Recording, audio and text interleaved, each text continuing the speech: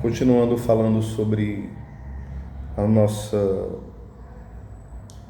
fala anterior, meditação sobre a morte, os santos tinham continuamente essa meditação diante do seu dia. E não era uma meditação que desesperava o coração deles. São Francisco chamava a irmã morte. Santa Teresinha dizia: eu não morro, eu vou para a vida. Ou seja, os santos tinham uma visão totalmente sóbria do que é a morte. E por isso, a forma que eles gastavam o tempo deles era uma forma muito responsável. Eu e você, se nós formos olhar como nós gastamos o nosso tempo, sem dúvida, em muitas coisas nós nos arrependeríamos, né? Porque ou nós gastamos com coisas más, ou às vezes não são coisas más, mas são coisas inúteis. E que às vezes são apenas alimentam lixo para a nossa vida. Que não são pecado, mas que podem ser coisas que vão nos deixando mais próximos ao pecado, mais suscetíveis ao pecado, mais frágeis diante das tentações. Ou então mais mornos diante da vida espiritual. Mais tíbios, né? Mais indiferentes, mais insensíveis à voz de Deus. Quando a gente medita sobre a morte, isso não deve ser um motivo para a gente entrar em depressão, em uma crise de ansiedade. Claro, eu estou fazendo esse vídeo para pessoas que já têm uma saúde que possa fazer isso. Há pessoas que não conseguem fazer isso porque simplesmente o fato de ouvir falar disso já entram em parafuso, já entram em desespero, porque já tem várias doenças que causam nela um nervosismo terrível, né? Vários traumas. Então, não é a essas pessoas que eu me refiro, porque nós vivemos tempos bem diferentes, infelizmente, né? Pessoas que perderam entes queridos, muito próximos um do outro e tudo mais, sequer puderam se despedir. E às vezes os traumas estão muito ali vivos, né?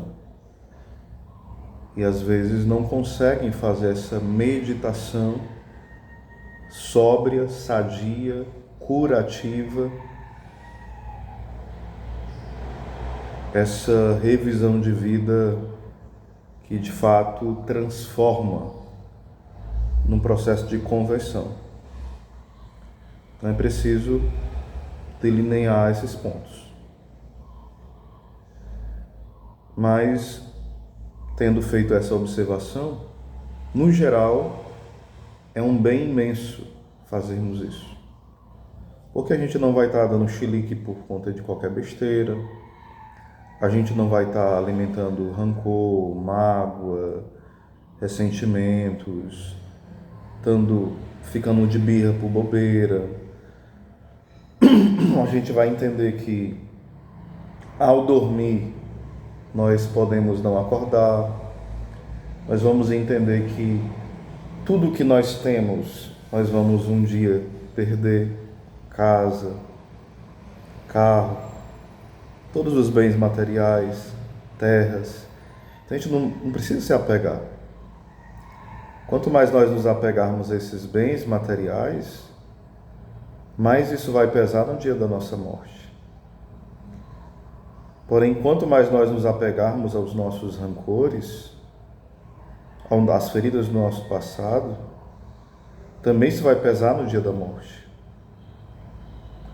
Quanto mais nós nos apegarmos à nossa vaidade, à nossa autoimagem, quem nós somos diante das pessoas, querendo sempre pousar de muito bons, muito virtuosos e manter uma imagem ficcional para os outros, isso vai pesar muito, porque diante daquele momento último,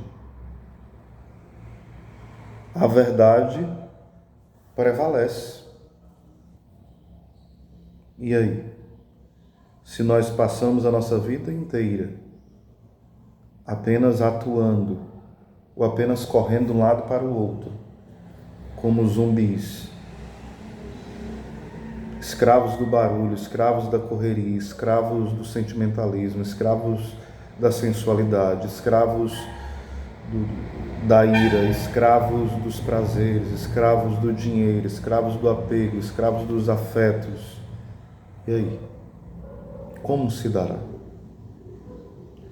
Então essa vida é o tempo de nós, pela graça de Deus, por uma vida interior, sairmos da escravidão e conquistarmos no Senhor essa verdadeira liberdade interior que transborda no exterior.